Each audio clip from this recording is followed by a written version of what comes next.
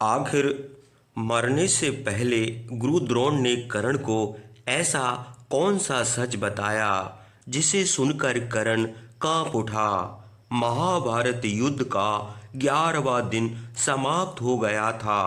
भीष्म अर्जुन के बाणों से घायल होकर बाणों की सैया पर लेटे हुए थे और कौरव सेना की जिम्मेदारी आचार्य द्रोण के कंधों पर आ गई थी।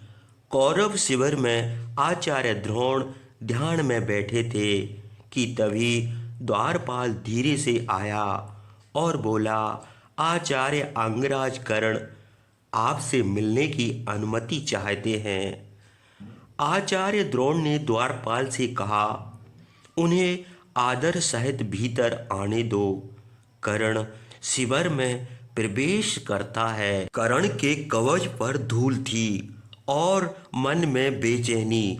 कर्ण आचार्य द्रोण को प्रणाम करते हुए कहता है, आपको आश्चर्य तो अवश्य हो रहा होगा आचार्य कि मैं आपके शिविर में क्यों आया हूँ, लेकिन आज मैं एक योद्धा बनकर नहीं बल्कि आपके चरणों में एक प्रश्न लेकर आया हूँ।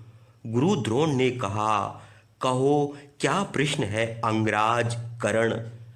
कर्ण ने धीमे स्वर में कहा, आचार्य आज रणभूमि में मैंने देखा कि आप भीष्म पितामह के समान पांडवों को वध करने से बचाते रहे। आप उन पर वार करते रहे परंतु उनका वध नहीं किया। हे आचार्य, क्या आपकी निष्ठा दुर्योधन के प्रति नहीं है। यह सुन द्रोण ने कहा, अंगराज तुम केवल एक योद्धा हो पर मैं एक योद्धा होने के साथ साथ एक ब्राह्मण भी हूँ। मुझे इसका ज्ञान है कि पांडव धर्म के पक्ष में है और उनका वध करना उतना सरल नहीं जितना प्रतीत होता है। और फिर एक रहस्य ऐसा है जिसे मैं अब तक हृदय में छुपाए हूँ। कर्ण ने आश्चर्य से पूछा, कैसा रहस्य आचार्य। यदि यह युद्ध से जुड़ा है तो उसे छिपाना दुर्योधन के साथ विश्वासघात होगा। द्रोण ने गहरी सांस ली और कहा, क्या तुम यह जानना चाहते हो कि पांडव वास्तव में कौन है। क्या तुम यह जानना चाहते हो कि उनके प्राणों की रक्षा स्वयं कौन कर रहा है। यह सुन कर्ण की आंखें बड़ी हो गईं। उसने द्रोण से कहा, क्या आप यह कहना चाहते हैं कि स्वयं नारायण स्वरूप श्री कृष्ण उनके रक्षक हैं। द्रोण हल्की मुस्कान के साथ बोले, केवल रक्षक ही नहीं वे स्वयं इस युद्ध के सूत्र आधार हैं।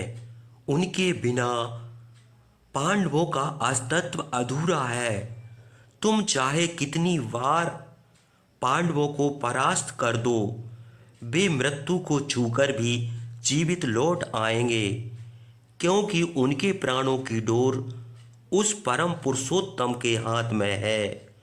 और इस रहस्य को जानने के बाद ही भीष्म ने कहा था कि मैं पांडवों का वध नहीं कर सकता।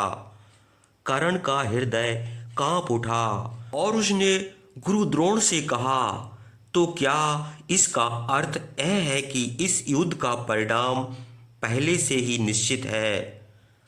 चाहे मैं कितना भी पराक्रम करूं, पांडवों का विनाश संभव नहीं है। फिर दुर्योधन का क्या होगा, मेरी निष्ठा का क्या होगा। द्रोण ने मौन साध लिया। फिर कुछ क्षण बाद वे धीमे स्वर में बोले, अंगराज इस युद्ध का निर्णय शस्त्रों से नहीं होगा। इसका निर्णय होगा उन वचनों से जो तुमने कभी किसी को दिए थे। क्या तुमने नहीं सोचा कि एक दिन कुंती के सम्मुख खड़े होकर तुमने उन्हें क्या वचन दिया था। यह सुनकर कर्ण चौंक उठा। उसने धीरे से कहा, गुरुवर क्या आप सब जानते हैं द्रोण ने कहा, हाँ कर्ण, मुझे सब ज्ञान है। तुम जानते हो कि तुम्हारी निष्ठा दो दिशाओं में बटी हुई है। एक और तुम्हारे मित्र दुर्योधन के प्रति तुम्हारी निष्ठा, और दूसरी ओर तुम्हारा रक्त संबंध उन पांडवों से जिन्हें तुम शत्रु मानते हो। रणभूमि में यह द्वंद्व युद्ध तुम्हें रोकता है। यही कारण है कि तुम पांडवों को घायल करते हो, परंतु उनका वध नहीं करते। कर्ण ने व्याकुल स्वर में कहा, आचार्य, क्या आप यह कहना चाहते हैं कि मेरा यह द्वंद्व ही दुर्योधन की हार का कारण बनेगा? द्रोण ने गंभीर स्वर में कहा, कर्ण, इतिहास सदैव इसी प्रश्न को तुमसे पूछेगा। तुम्हारा पराक्रम अद्वितीय है, किंतु तुम्हारे वचन और तुम्हारा रक्त दोनों तुम्हें रोकते रहेंगे। याद रखो कर्ण, भविष्य में जब तुम्हें सबसे बड़ी परीक्षा देनी होगी, तब यही रहस्य तुम्हें निर्णय के मार्ग पर खड़ा कर देगा। कर्ण मौन हो गया। उसकी आंखें भूमि पर टिक गईं। कुछ क्षण बाद वह बोला, आचार्य, यदि यह सत्य है तो कल का दिन मेरे लिए अंतिम होगा। या तो मैं इस द्वंद्व युद्ध को समाप्त कर दूंगा, या फिर यह द्वंद्व युद्ध मुझे समाप्त कर देगा। द्रोण ने कर्ण की ओर गहरी दृष्टि से देखा और कहा, सूर्यपुत्र, कल का सूर्य केवल युद्ध का नहीं, भाग का भी निर्णय करेगा। तुम सोचते हो कि तुम दुर्योधन के लिए युद्ध कर रहे हो, परंतु कल तुम जानोगे कि तुम वास्तव में किसके लिए युद्ध कर रहे हो। इतना कहकर द्रोण पुनः ध्यान मग्न हो गए और कर्ण धीरे धीरे शिविर से बाहर चला गया। महाभारत का 17वां दिन प्रारंभ हुआ। महान योद्धा कर्ण और अर्जुन आमने सामने थे। कर्ण ने पूरी शक्ति से अर्जुन पर प्रहार करना प्रारंभ किया। अर्जुन क्षण भर के लिए पीछे हटे। तभी अचानक कर्ण के रथ का पहिया कीचड़ में धंस गया।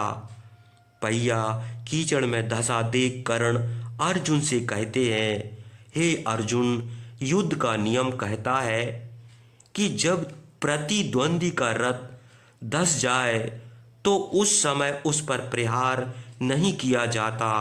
थोड़ा ठहरो, मैं अपने रथ का पहिया निकाल लूं।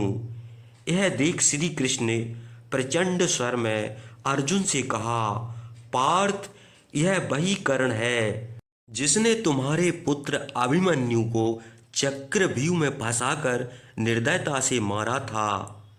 क्या उस समय इसने युद्ध के नियमों का स्मरण किया था?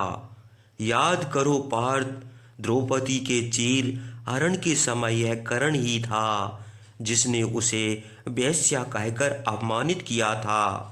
क्या उस समय धर्म की मर्यादा का स्मरण हुआ था इसे, जो आज यह धर्म की दुहाई दे रहा है?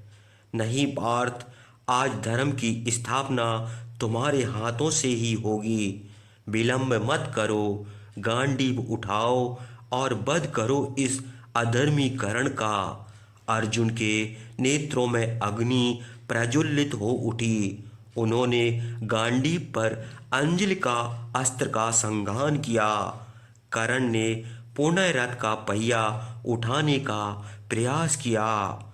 उसकी आंखों में निराशा और वेदना थी, मानो वह स्वयं जान गया हो कि उसका अंत समीप है। कर्ण ने आकाश की ओर देखा और धीरे से कहा, हे सूर्यदेव, आपका पुत्र आज भाग्य से पराजित हो रहा है, ना कि अपने पराक्रम से। उसी क्षण अर्जुन का बाण छूटा। वह वज्र के समान कर्ण की छाती में धंस गया। कर्ण लड़खड़ाए। उनकी आंखों में एक अजीब शांति उतर आई। उन्होंने अंतिम बार अर्जुन की ओर देखा और बोला, अर्जुन, तुमने नहीं, भाग ने मुझे मारा है। और अंगराज कर्ण धरा पर गिर पड़ा। तो मित्रों, यह थी आज की वीडियो। उम्मीद है आपको आज की वीडियो पसंद आई होगी। वीडियो पसंद आई हो तो वीडियो को शेयर एवं लाइक करना ना भूलें। जय श्री